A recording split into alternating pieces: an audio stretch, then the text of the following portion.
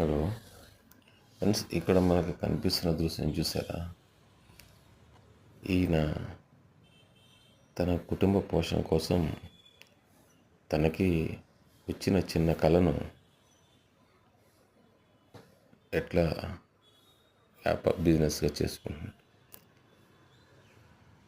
తనకు అంగవైకల్యం ఉన్నప్పటికీ తన కుటుంబ పోషణార్థం ఇతను తనకు వచ్చిన చిన్నపాటి కళతో జీవనాధారం సాగిస్తున్నాడు.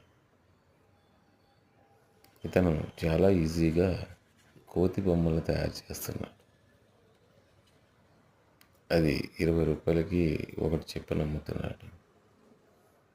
ఇక్కడ చిన్న చిన్న పిల్లలు ఎంతోమంది ఇవి చాలా ముచ్చటపడి కొనుక్కుంటున్నారు. మీకు కూడా ఈ కోతి బొమ్మ నచ్చినట్లయితే ఒక లైక్ వేసుకోండి.